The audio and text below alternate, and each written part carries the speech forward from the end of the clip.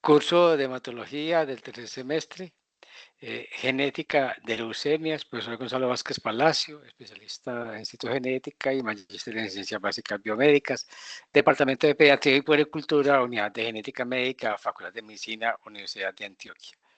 Inicialmente vamos a ver este video para que ustedes lo miren de su cuenta que está relacionado con el tema. Para iniciar, entonces, empezaremos con algo de historia. Sabemos que desde hace muchos años, desde Hipócrates,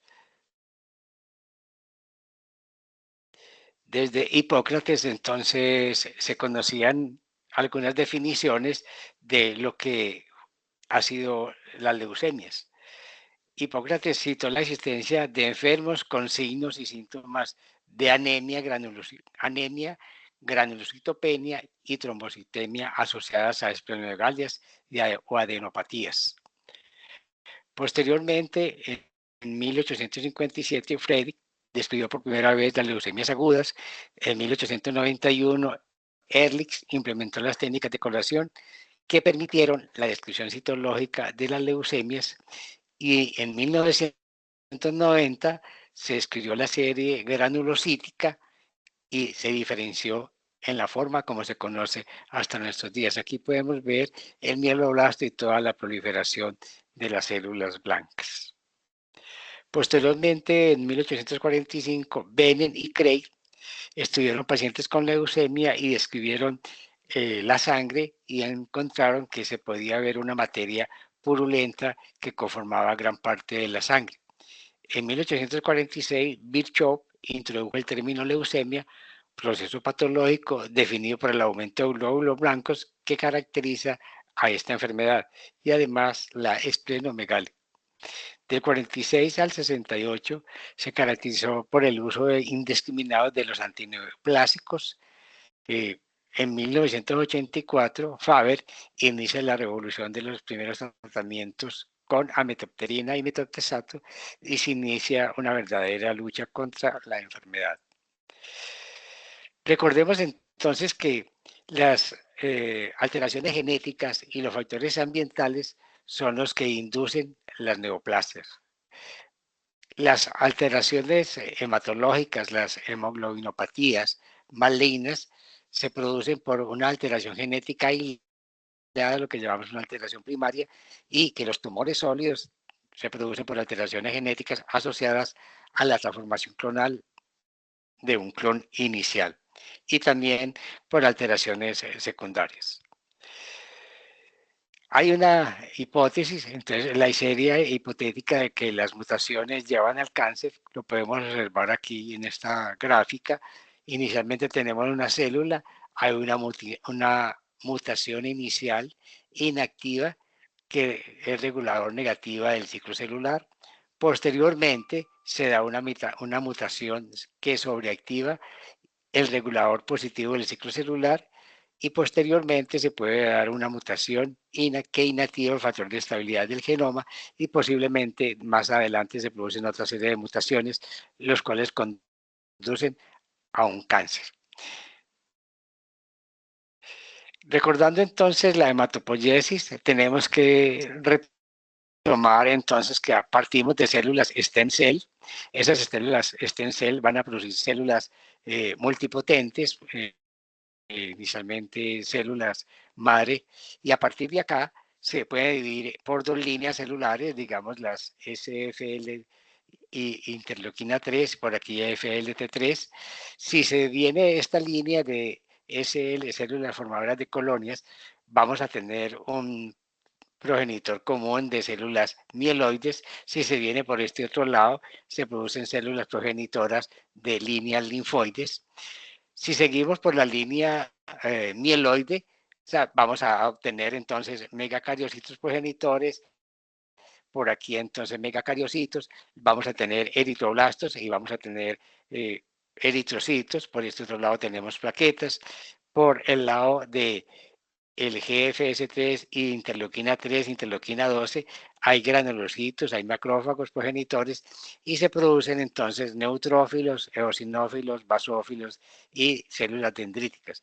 por el lado de las células linfoides se obtienen entonces progenitores linfoides, se producen células B o células T que van al timo para la diferenciación y así se producen linfocitos B o linfocitos T o células NK.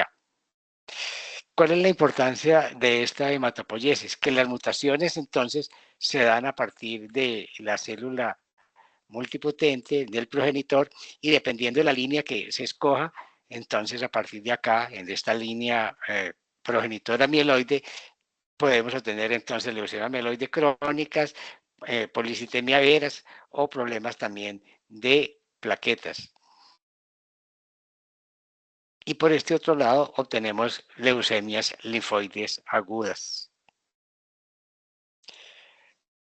Como veíamos al comienzo, entonces las células neoplásicas se van a originar primero por una mutación en el DNA que podemos ubicarlas a nivel citogenética, en este caso en el cromosoma 9, podemos ubicar entonces JAK2, que produce policitemia veras, podemos tener también ABL1, que son las que producen leucemia mieloide crónica.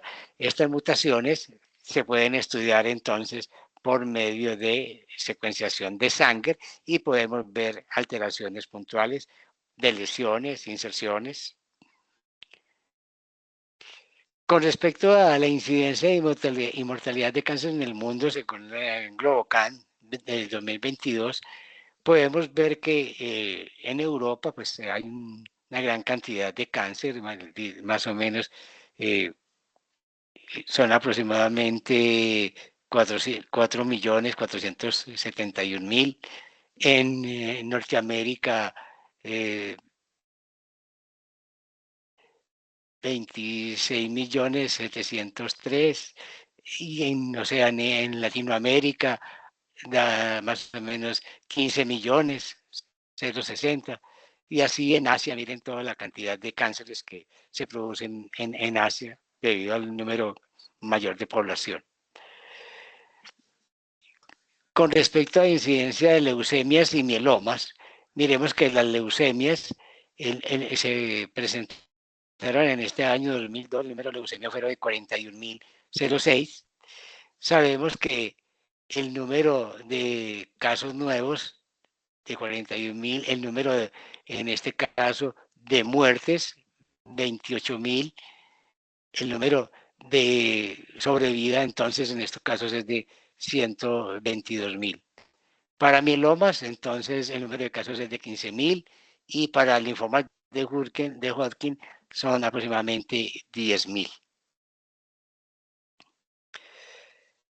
Aquí se ve mucho mejor con respecto a la incidencia de cáncer en Latinoamérica. Aquí tenemos la incidencia de leucemias 5,6 y la mortalidad 3,7. Miremos que es casi 4, o sea que es un porcentaje bastante alto, lo que indica que siendo la incidencia muy bajita comparado con cáncer de próstata o de mama, la mortalidad es demasiado alta. Y aquí podemos ver en hombres la leucemia es 6,5 y en mujeres 4,8. O sea que en este caso esta leucemia es mayor en los hombres que en las mujeres. El linfoma de Hodgkin también tenemos una gran cantidad de individuos. Miremos que donde más se presentan es en África, hay 11.375, un 13%, en Latinoamérica un 12%, en Norteamérica un 11%, y así en Asia también ya son un 37,3%. O sea que también es una enfermedad, una leucemia que está presente más o menos en todas las poblaciones del mundo. El mieloma en Norteamérica es muy alto, miren, 19%, en Europa 26%, en Latinoamérica 8% y en Asia 30%.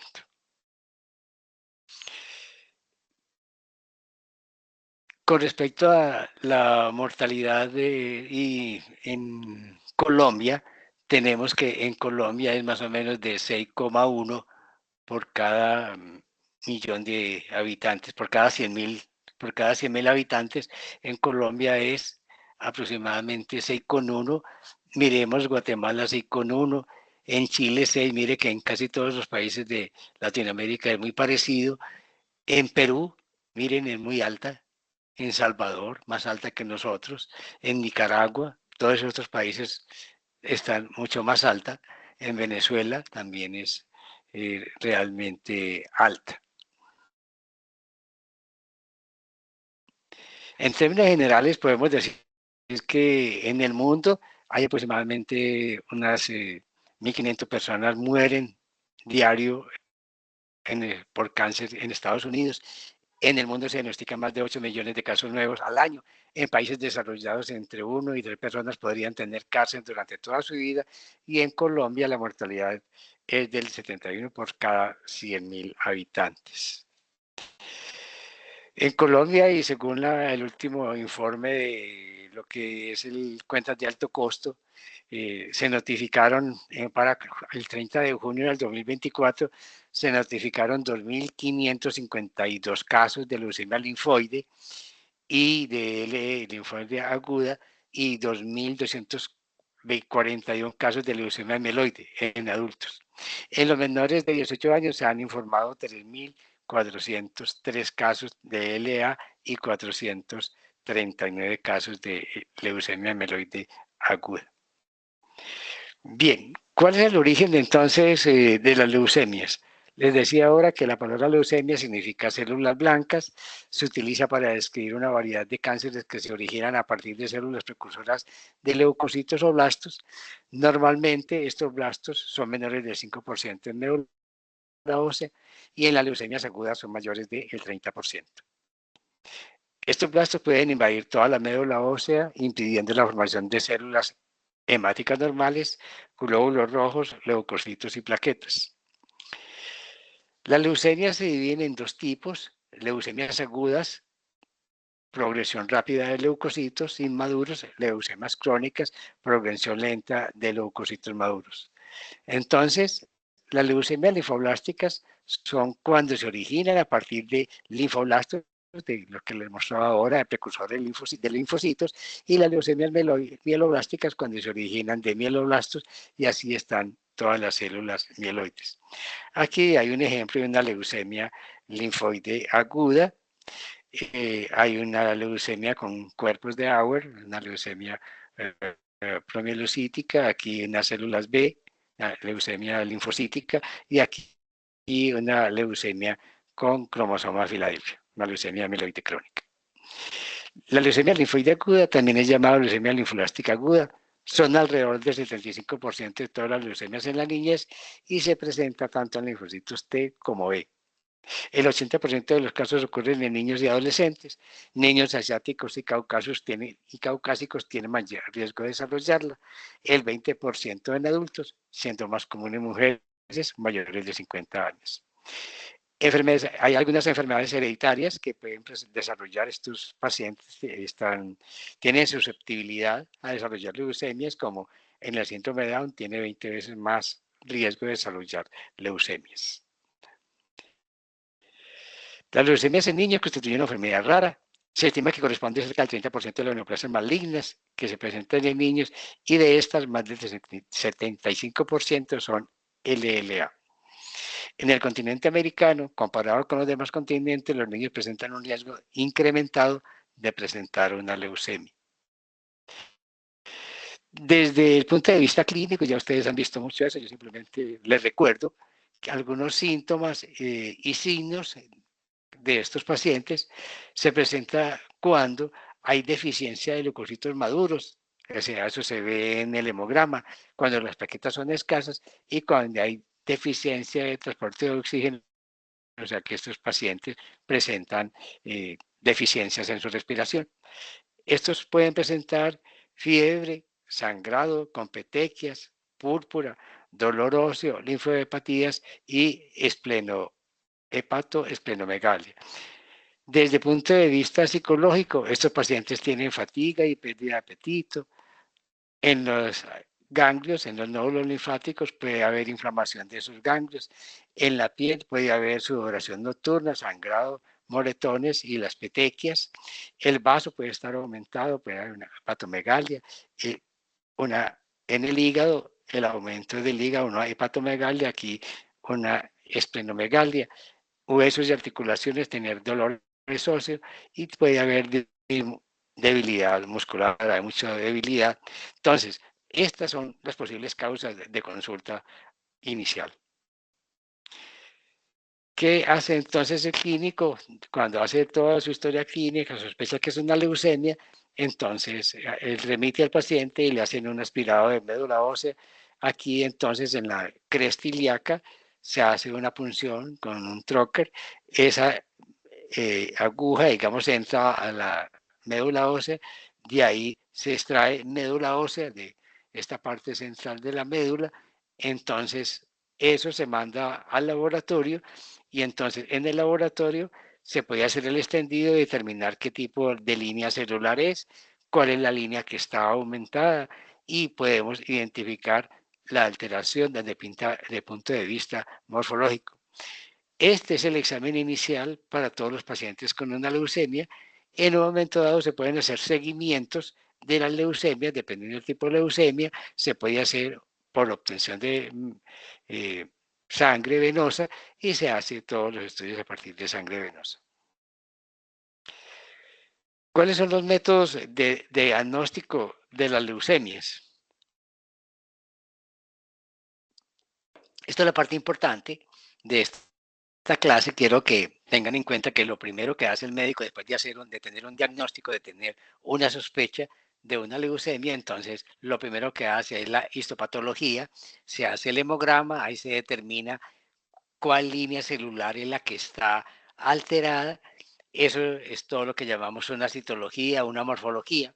Se puede hacer inmunohistoquímica, se buscan marcadores de membrana, de inmunohistoquímica, se puede diferenciar entonces también el tipo de célula. Otra técnica es la citometría de flujo, donde se estudian los marcadores de membrana y así se identifica qué líneas celulares, si es un linfocito, si es un mielocito, cualquier tipo de célula, de acuerdo a citometría de flujo.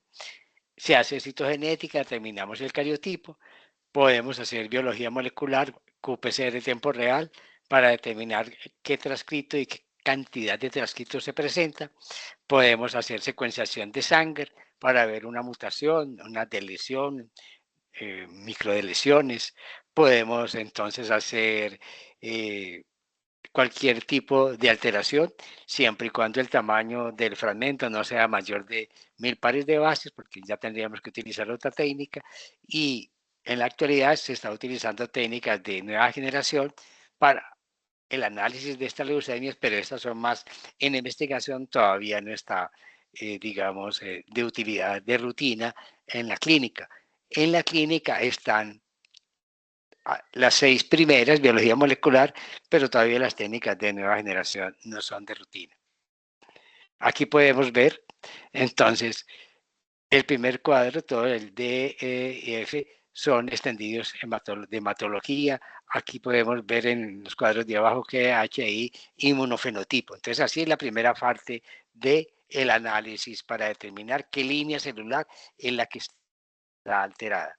En el cuadro de abajo vemos distintas gráficas de inmunofenotipo y dependiendo de donde se ubique la cantidad de células, los colores nos van a indicar qué población celular es la que estamos estudiando y así nos dice qué tipo de célula es y podemos decir que es una línea linfoide, meloide o una línea, digamos, de un mieloma por estudios de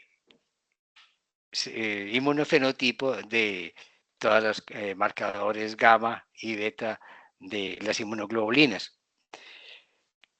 A citogenética nos envían la médula ósea y podemos hacer un cariotipo. A partir de médula ósea identificamos qué tipo de alteración genética puede presentar ese cariotipo. Cuando hacemos qPCR en tiempo real, entonces, ¿qué es lo que hacemos? Tomamos la muestra, se tiene un control, una base como esta, y nosotros hacemos la extracción del RNA, se lleva a cDNA y se corre comparado siempre con un control. Digamos, una línea extra puede ser 1000 copias, otra 1 millón y así sucesivamente. Y cuando hacemos el control del paciente, cae cerquita uno de estos, esto saca una relación logarítmica y nos dice que ese paciente puede tener 1 millón de copias de un transcrito. ¿Eso de qué le sirve al médico? De saber que el paciente en ese momento tiene un cariotipo alterado, saber qué línea celular es, qué inmunofenotipo y cuántas moléculas del transcrito tiene el paciente. Y empezar ahí el tratamiento. Esto se utiliza mucho en leucemia amiloide crónica, ahora lo vamos a ver, y permite identificar P210, P190 o P230 y de eso depende entonces el tratamiento que se le da. Aquí podemos ver la técnica de Sanger. Entonces hay una estación de DNA, hay unos primer, hay unas técnicas específicas, digamos, unos templates de DNA y unas DNA que están en unos fluorocromos, esto está marcado, amplifica el DNA que queremos estudiar y luego nos da un cromatograma. Aquí en el cromatograma lo analizamos y así obtenemos qué tipo de mutación genética se produce. Y por último, esto es lo que se está haciendo ya de nueva generación, se está haciendo la secuencia de todo el genoma, del exoma o de un panel específico. Entonces, en estos momentos, el 1, 2, 3, 4, 5 técnicas se usan de rutina en el diagnóstico clínico de hematológico y las leucemias, y este se está introduciendo apenas como investigación. Entonces, las leucemias linfoides agudas en laboratorio, cuando se hace el frotis de una espiral de médula ósea con gincia, ¿qué es lo que vemos? Son blastos de un tamaño variable, con algunos glóbulos rojos, algunos de ellos tienen vacolas, son pálidos, hay granulaciones muy finas, los nucleolos en algunas partes se pueden ver, algunos nucleos son muy pequeños y los contornos nucleares son irregulares, o sea que miren que no hay contornos que sean uniformes, son muy irregulares. Aquí podemos ver un frotis entonces de estas células, pero aquí podemos ver también otros tipos de núcleos y nucleolos, células completamente alteradas. Las leucemias linfoides agudas entonces tienen 3 presentaciones básicas. En el laboratorio se pueden encontrar blastos que son pequeños, tienen escaso citoplasma, miren que no se les ve el citoplasma, sí tienen muchos nucleolos y aunque no son muy notables, aquí hay vacuolas y estas son las líneas celulares que llamamos L1. Las L2 son más grandes que las L1 con más citoplasma, un tamaño variable en el núcleo y de forma muy irregular. Y las L3, citoplasma muy basófilo, vacuolas prominentes, se ve el citoplasma muy vaculado, y estas son las células que caracterizan el linfoma de Burkitt. O sea, cuando se hace un diagnóstico de leucemia linfoide y tiene esta característica, se determina que es un linfoma de Burkitt. Con respecto a la etiología de la enfermedad, sabemos que desde el punto de vista genético se presentan muchas alteraciones genéticas. Aquí las más comunes son la translocación 411, la 1114, la 814 y la 822. Aquí todas estas tienen que ver con las inmunoglobulinas, con el CENIC. Aquí esto es las que tienen que ver con el linfoma de Burkitt, que tienen que ver con las cadenas de inmunoglobulinas.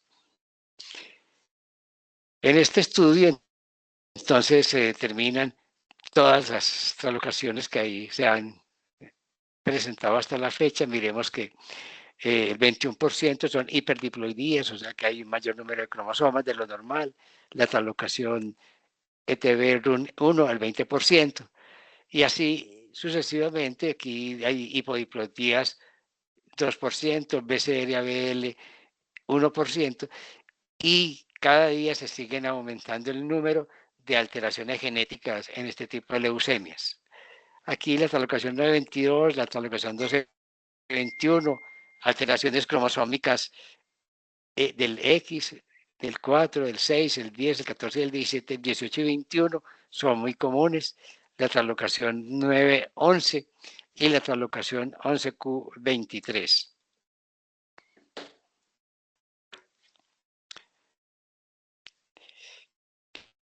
Estas leucemias, entonces, con base en los tipos de alteraciones moleculares, se pueden catalogar en varios tipos de buen pronóstico, pronóstico intermedio y mal pronóstico. Un ejemplo es las leucemias cuando le hacemos el cariotipo y tienen hiperdiploidías, tienen la locación ETB-RUNS, son de buen pronóstico para el paciente y quiere decir que pueden responder bien al tratamiento. Miremos aquí que en azul está que es los que son menores de 15 años y en morado está en café, está de 15 a 39 años. Entonces, estos pacientes que tienen pronóstico intermedio, cualquiera de estas otras alteraciones moleculares, ETB-RUNS, cualquiera de ellas son pronóstico intermedio y de mal pronóstico, digamos el BCLA-B1, hipodiploidías y todas estas BCL2 son de mal pronóstico. ¿De qué le sirve eso al clínico? De saber que posiblemente tiene que cambiarle el tratamiento o llevarlo a un trasplante de médula ósea. En las guías de el del 2024 para leucemia linfoide aguda, esto lo pueden bajar gratis de el NCCN, estas guías son las que utilizan los clínicos. Se puede encontrar todo lo que es la evaluación en los centros especializados para hacer el diagnóstico, era lo que les decía yo, para el diagnóstico se utiliza morfología, la citometría, el cariotipo, citogenética y molecular, ¿cierto? Para clasificar cada una de estas alteraciones se utiliza también eh, la iridización in situ fluorescente, el FIS, se utiliza qPCR, como les decía, y también se puede hacer pruebas de biología molecular o de microarreglos para determinar, en este caso, el diagnóstico. Y ahora lo más importante era lo que les decía. Entonces, esto para esta parte sí es importante que lo recuerden, que los que tienen un riesgo estándar son hiperdiploidías que están entre 51 y 65 cromosomas, los casos de trisomía 4, 10 y 17, translocación 12-21, translocación 1-19, reordenamientos DUX4, PAC5, translocación 9-22, tienen en riesgo estándar. Y aquí están los de mal pronóstico. Entonces, miren, todos estos son alteraciones donde el paciente puede tener muy mal pronóstico si tiene hipodiploidía en menos de 44 cromosomas, mutaciones en P53, en KM2, y por aquí está mutaciones en CEMIC, y aquí está el BCL-LI, son mutaciones que dan muy mal pronóstico, el JAK2, y así cada una de estas, entonces el clínico determina si es de buen pronóstico, mal pronóstico y inicia el tratamiento. Otra parte interesante es saber que las leucemias linfoides agudas se pueden presentar por agentes químicos y físicos. La IAR, que es la entidad encargada de clasificar las sustancias, ha determinado que hay más de 100 agentes que inducen carcinogénesis humana. Aproximadamente el 25% de estos agentes inducen leucemias y linfomas. Entre los carcinógenos humanos están medicamentos antineoplásicos, químicos industriales, diferentes formas de radiación, medicamentos inmunosupresores y agentes infecciosos que inducen cáncer linfopoyéticos en humanos.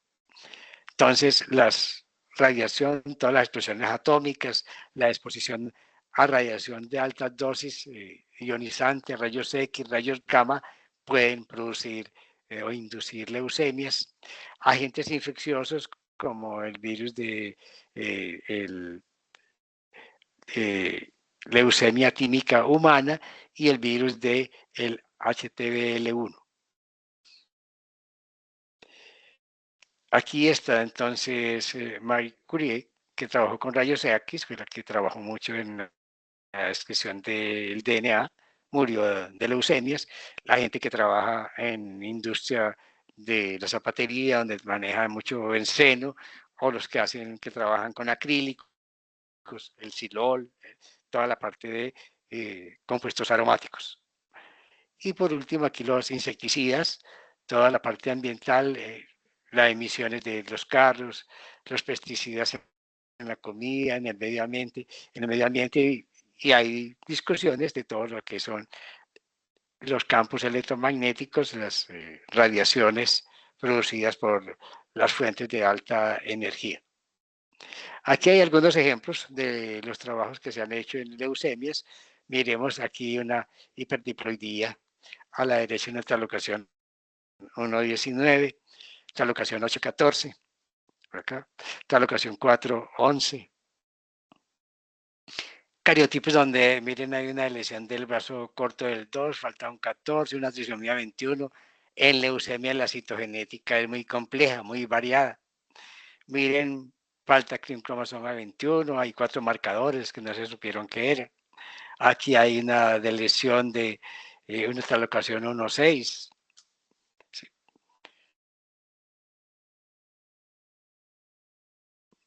Aquí una tetraploidía, o sea que en leucemias todo esto es posible y el más responde mejor a un tratamiento de una persona con una tetraploidía que con una hipodiploidía. Y por último, aquí tenemos entonces distintas terapias. Hoy día todos estos son tratamientos, hay muchos tratamientos para leucemias. Voy a mencionar el imatinib, que es un inhibidor de tirosina quinasa, el dasatinib, ponatinib, todos estos son inhibidores de tirosina quinasa.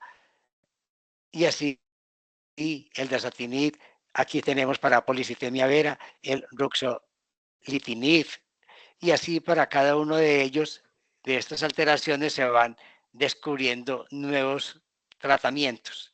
Y eso es lo que se espera, que en la medida que se conozcan las alteraciones genéticas, se utilice medicina personalizada para cada una de estas variantes de alteraciones genéticas y moleculares en leucemias linfoides.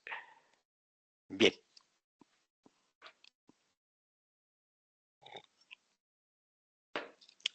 El otro tipo de leucemia son las leucemias mieloides. En los síndromes mieloides están leucemias mieloidisplásticos, leucemias agudas, promielocítica aguda y leucemias crónicas agudas BCL positivas. Aquí está la célula hematopoyética normal, está el clon inicial donde se da la mutación y aquí se produce la célula mieloide alterada. Por aquí se producen células mieloidisplásticas y así leucemias mieloides con alguna alteración citogenética. Entonces, la leucemia mieloide aguda, la leucemia mieloide aguda es una enfermedad heterogénea que surge de la proliferación descontrolada de células hematopoyéticas clonales. Es la forma más común de la leucemia aguda en adultos, con una edad media al momento del diagnóstico de 68 años. La sobrevida estimada es de 5 años, es de 30% y 4 y difiere mucho entre los distintos grupos etarios, alcanzando el 50% en pacientes más jóvenes, pero es menos del 10% en pacientes mayores de 60 años. Los criterios de la OMS definen la leucemia mieloide como con la presencia de más de 20% en médula ósea, en sangre periférica. Hay evidencia de mieloblastos a nivel extramedular y la presencia de anomalías genéticas que la definen como PML rara, RUNX. Esto se ha mantenido en la última clasificación del 2022. Existen muchos tipos de leucemia mieloide aguda, pero aquí yo me voy a enfocar más en la leucemia promielocítica. Las leucemias mieloides agudas tienen anomalías recurrentes, hay cambios asociados a mielodisplasias, se asocia con neoplasias mieloides, no es específica, puede producir sarcomas mieloblásticos, neoplasias dendrísticas, plasmocitoides. En la leucemia mieloide aguda, especialmente en la leucemia promielocítica, la leucemia mieloide aguda es una enfermedad maligna con un tejido hematopoyético que se caracteriza por la proliferación anormal de blastos en médula ósea. Los blastos presentan un bloqueo de su maduración, morfología inmunofenotipo anormal, presenta anormalidades genéticas recurrentes con significado pronóstico, esto es lo importante, y comprende el grupo de leucemias mieloides y mielodisplásicos. Aquí se puede ver una coloración de Ginza, aquí con mieloperoxidasa. En la leucemia mieloide aguda generalmente afecta toda la médula ósea del cuerpo. En algunos casos ya se ha propagado a otros órganos como el hígado, el vaso, por acá vemos algunas imágenes, ganglios linfáticos, al sistema nervioso central, al cerebro, la médula ósea, testículos. Quiere decir que se puede proliferar en un momento dado cualquier tejido y por eso hay que llegar a hacer un diagnóstico lo más temprano que se pueda. Alrededor del mundo se presentan 18.860 casos de nueva leucemia mieloides y la mayoría se presentan en adultas. Alrededor de 10.460 muertes son causadas por esta leucemia. La leucemia mieloide aguda es una enfermedad que afecta a personas de edad avanzada y es poco común en personas menores de 45 años. La edad promedio de la LMA es de 66 años. Estos son todos los tipos de clasificación anterior a la FAB. Hoy día se hace por clasificación de la OMS por biología molecular. Con respecto a la morfología y citoquímica, las leucemias promielocíticas presentan grandes blastos con abundante citoplasma. Aquí ya viene la importancia del inmunofenotipo, los que son CD334 o mieloperoxidasa y HLD-RD son características de esta leucemia y presenta granulocitos CD15 o CD65. Esta es la importancia del inmunofenotipo. Pronóstico. El pronóstico de un paciente con LEA depende de otras informaciones como el subtipo y determinado por las pruebas de laboratorio, la edad del paciente, entre otros. Entonces, dependiendo de la clasificación que se haga desde el punto de vista morfológico y molecular y la clínica, va a ser el pronóstico del paciente. Por ahora, miremos que en las locaciones más recurrentes en leucemias mieloides está la talocación 821 con el gel RUN1X, RUN-T1. Es de buen pronóstico, tiene buena respuesta, de mala respuesta, la inversión del 16, la talocación 16-16, compromete genes CBFG, MH1, buen pronóstico. Y aquí nos vamos a referir ahora a la leucemia promielocítica, translocación 15-17, el gen SPML rara, que es sensible a LATRA, la leucemia mieloide aguda, translocación 9-11, sobrevida intermedia, translocación 9-6, con FLT3, mal pronóstico, LMA 1-22, también de mal pronóstico. Se han hecho muchos estudios y desde el punto de vista citogenético, aquí vemos que las leucemias mieloides tienen una característica que un gran porcentaje de estos pacientes son un cariotipo normal, hay otros que tienen algunas anormalidades, otros tienen cariotipo complejo, otros con translocación 15-17, otros con inversión, otros 8-21, inversiones del 3, translocaciones 3-11, translocación 1-22 y 6-9. Y molecularmente se han encontrado mutaciones casi en un 33% del gen MPM1, FL3 un 25%, CEPA un 15% y otras entonces en menor proporción. Por aquí está P53. O sea, estos son los análisis que se hacen en el laboratorio, determinar el cariotipo y hacer la prueba molecular. La leucemia de contralocación 821 de este gen RUN X1, XT1 es la que generalmente muestra maduración del linaje neutrófilo. Se encuentra en el 5% de las leucemias y es clasificado como una M2. La manifestación tumoral puede tener sarcomas y presentar menos del 20% de blastos. Puede haber infiltración a la pulpa roja esplénica, células inmaduras de tipo mieloide. Esto es lo que hacemos en el laboratorio. Aquí vemos entonces la translocación 821 y la definimos como derivado. Este es un derivado del 8 y este es un derivado del 21. Aquí está 21 normal. Aquí se puede, este es con bandas G y esto es con bandas R. Aquí el derivado del 8, pero miren aquí en este caso, cómo se ve la translocación con distintas formas de bandeo.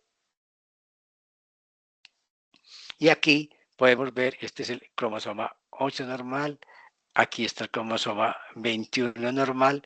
Cuando se da una translocación entre estos dos cromosomas, decimos que el que aparece aquí del 8, mire que se perdió esta parte, es lo que se llama un derivado del 8, y aquí este es el derivado, porque esta parte del 9, del 8 se vino para acá, y es derivado del 21. Así se ve por FIS. Podemos ver aquí estas dos, que tiene tres colores distintos. Estos son el derivado del 9 y el otro es el derivado, este es el derivado del 9 y este es el derivado del 21. Inversiones del 16, así se ve con bandas G. Aquí podemos ver cómo esta parte se pasó al, en este caso, el 16, y aquí se puede ver el derivado, pero en bandas, estas son bandas R, aquí por FIS, como se da la inversión, este es normal, y aquí se ve esta línea, estas bandas de esta manera se muestra que la inversión es del un brazo hacia el otro. Aquí se puede ver también esta alocación 16-16, es como se pasa de un cromosoma a otro. Este es el cromosoma 16 anormal, aquí se dio esta translocación y aquí se puede ver entonces en FISH. Cuando hacemos citogenética de leucemias, miren, esto es lo que llamamos un cariotipo complejo. Está entre 44 y 46 cromosomas, tiene cromosomas en anillo, estos son cromosomas en anillo, tiene pérdidas del 7, del 6, este es un cromosoma derivado 14, del 16, y miren, esto es un cariotipo muy complejo y generalmente es de muy mal pronóstico. Aquí hay otro cariotipo también complejo, miren, falta un 7, falta un 6, una gran cantidad de alteraciones derivado del 14. Es un cariotipo muy complejo. Con base en la alteración genética y los genes, entonces también se hace el pronóstico. Supongamos en la translocación 821 que compromete el gen AML-ET1 y RUN, es un pronóstico favorable. ¿Y por qué técnica se puede determinar? ¿Por FIS o por biología molecular? La translocación 922 BCR1 es desfavorable y también se puede detectar por cualquiera de estas técnicas. Y así cada una de estas, miren, muy desfavorables, todas las que están abajo, las de lesiones del 6, del 9, todas estas son desfavorables. Entonces, eso es lo que le permite al clínico establecer el cariotipo y determinar si es de buen pronóstico o no. Entonces, lo mismo, miremos aquí, riesgo favorable, todas las calificaciones 821, la inversión del 16, intermedio FLT3, y adversas todas las que están aquí, la locación 96, 922. Otro tipo de leucemia importante es entonces la leucemia promielocítica aguda.